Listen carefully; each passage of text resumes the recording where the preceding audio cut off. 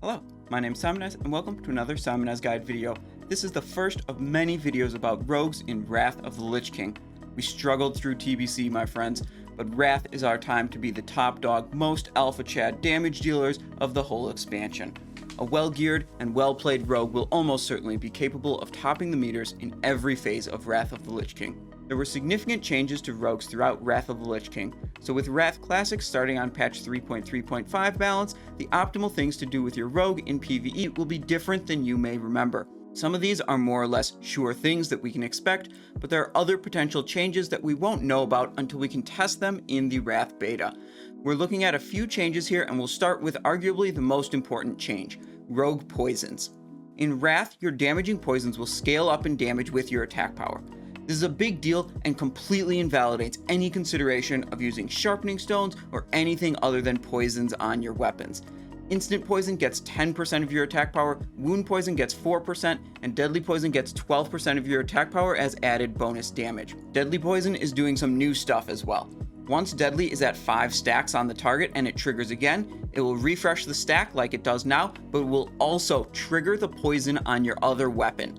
That is crazy good and very powerful. Poisons are completely overpowered in Wrath. Poisons will make up anywhere from 20 to 40% of your total damage, depending on your spec and gear, with more for mutilate specs and less for combat specs. Initially, in original Wrath of the Lich King, Poison's chance to trigger worked like it does now in TBC. A single fixed percent chance for instant poison to trigger per attack, another fixed percent chance for deadly poison to trigger per attack.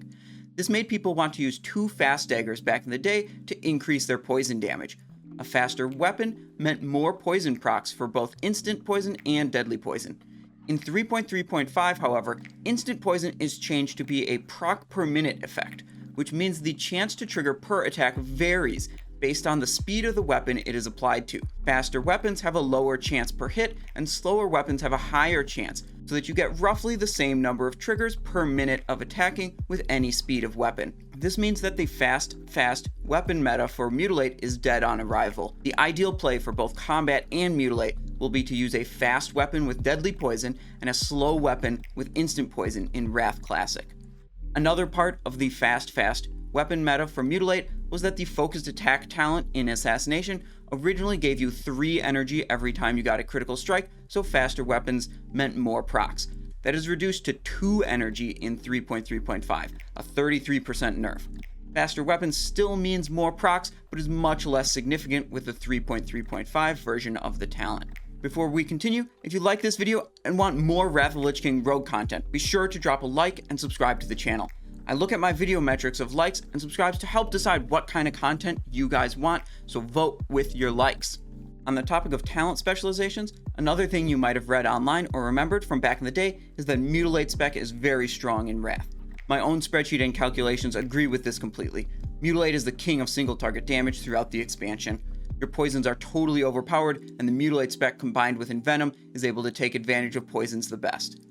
Combat has been the go-to spec all of vanilla and TBC, but it's finally time for Mutilate to shine. Combat's advantage is in small burst windows and multi-target damage. And there will be bosses where combat is the ideal spec and puts out more damage than Mutilate does because they're multi-target encounters or require tight burst windows to damage enemies.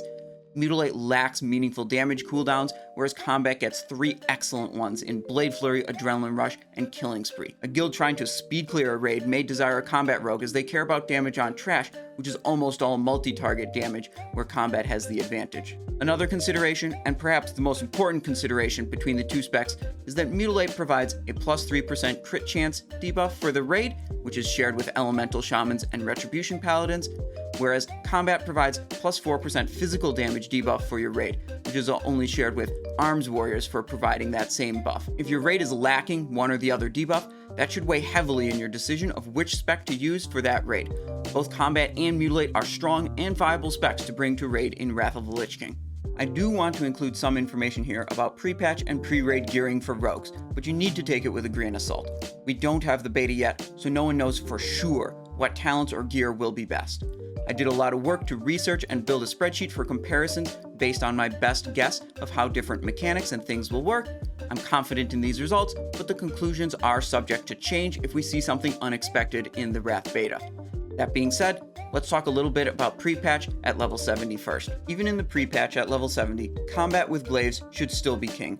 Mutilate isn't quite strong enough to beat the insane power of the War Glyphs, but definitely strong enough to beat a non-Glyph combat rogue.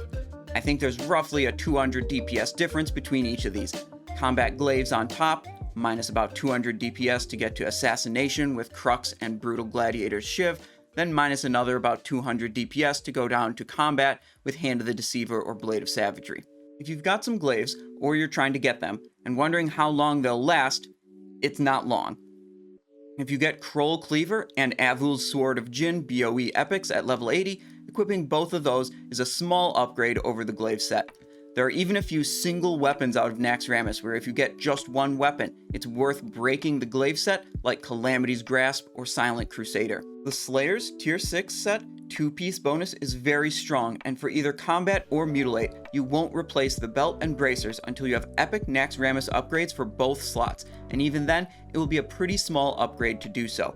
Personally, I plan on holding on to that 2-piece belt bracer combo for quite a while and prioritizing picking up other items instead. Aside from the Slayer's 2-piece bonus, you can replace every other piece of level 70 best in slot gear from dungeons, quests, badges, and reputation items at level 80 before stepping into a raid. If you take all the time to do that, it amounts to a pretty significant gain in damage of around 17%, but most of it gets replaced with Naxxramas items. The highest impact items you can get are the trinkets.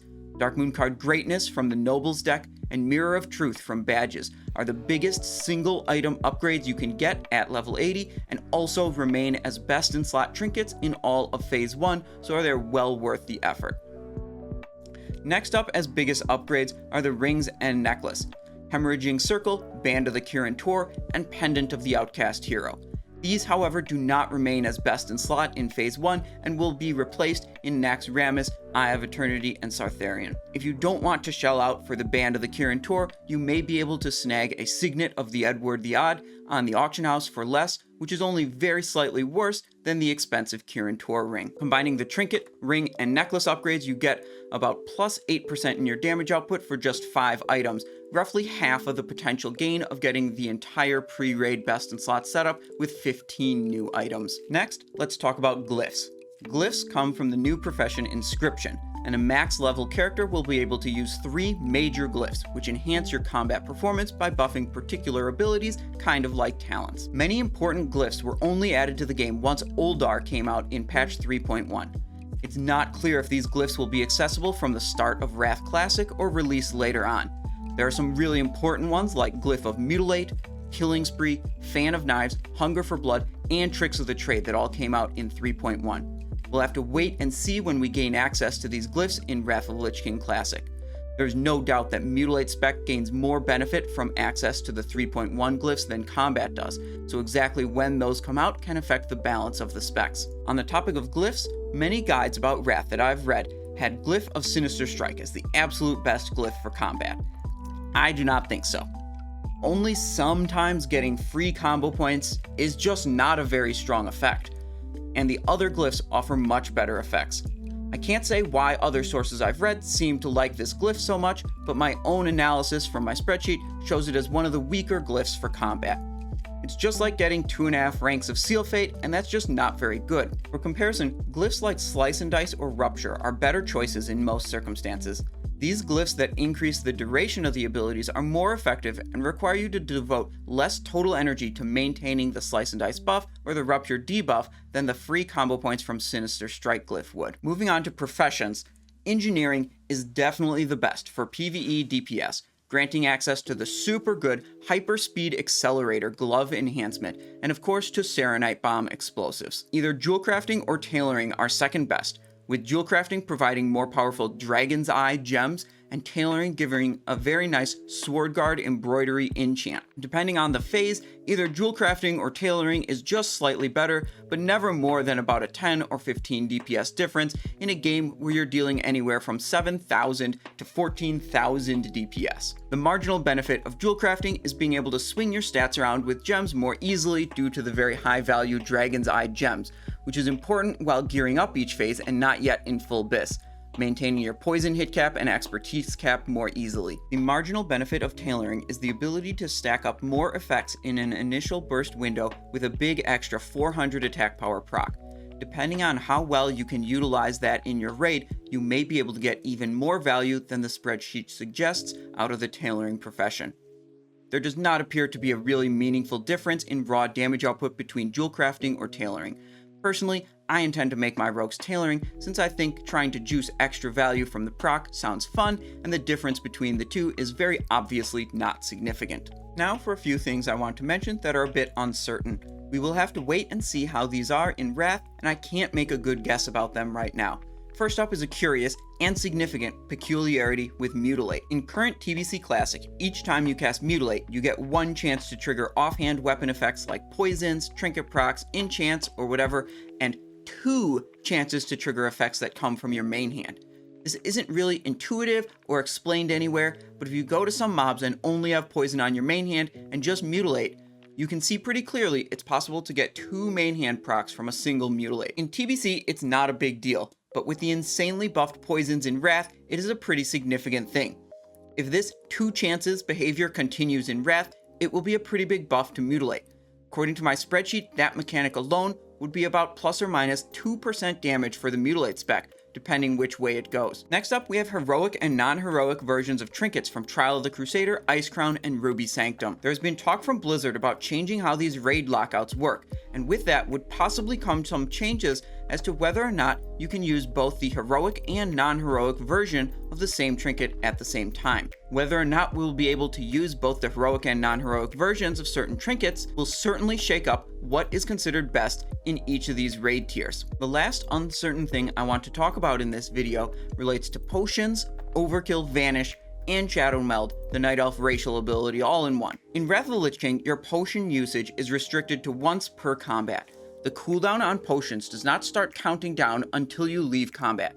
This is important because we have a very strong potion called Potion of Speed that we'll want to use as much as we can as a rogue. Overkill is a talent in the Assassination tree that gives you plus 30% increased energy generation while stealth and for 20 seconds after leaving stealth, a total of 60 energy after leaving stealth. These 2 things are related to both Vanish and Shadow Meld because it's unclear if either Vanish or Shadow Meld will cause you to leave combat when used, which would allow extra potion usage, or if the Shadow Meld ability counts as stealth to get an extra trigger of overkill talent. In current TBC, when you're engaged with a raid boss, Vanish does not cause you to drop combat, and Shadow Meld isn't even usable in combat. Wrath's version of Shadow Meld is usable in combat, but I would guess that just like Vanish is now, it probably won't cause you to leave combat when engaged with a raid boss. Whether or not Shadow Meld will count as stealth for the purposes of triggering overkill is a different issue than if it causes you to leave combat, and for that one, I have no idea.